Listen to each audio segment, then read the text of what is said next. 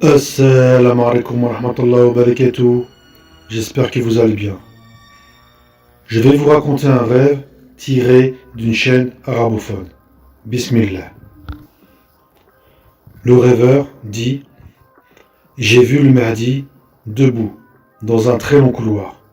Il était au bout du couloir et la vue donnait dans une grande salle. Mais il y avait un voile transparent qui séparait l'endroit où se trouvait le Mahdi et la grande salle. Dans cette grande salle se trouvait une très grande table.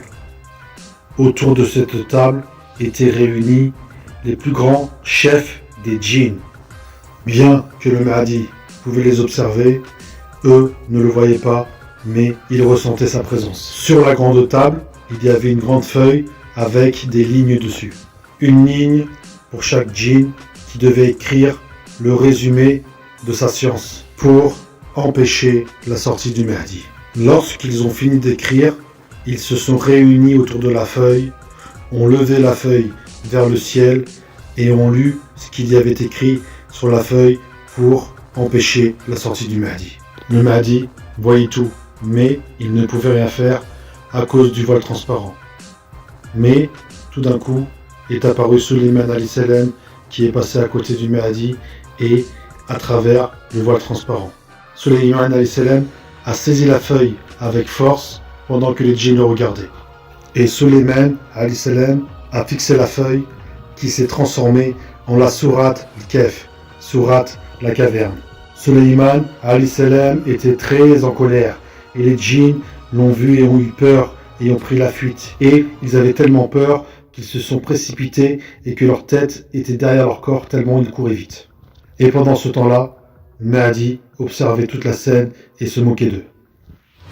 Fin du rêve.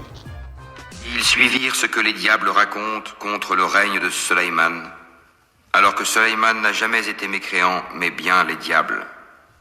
Ils enseignent aux gens la magie, ainsi que ce qui est descendu aux deux anges, Harut et Marut, à Babylone. Mais ceux-ci n'enseignaient rien à personne qu'il n'ait dit d'abord: nous ne sommes rien qu'une tentation, ne sois pas mécréant. Ils apprennent auprès d'eux ce qui sème la désunion entre l'homme et son épouse. Or, ils ne sont capables de nuire à personne qu'avec la permission d'Allah. Et les gens apprennent ce qui leur nuit et ne leur est pas profitable. Et ils savent très certainement que celui qui acquiert ce pouvoir n'aura aucune part dans l'au-delà.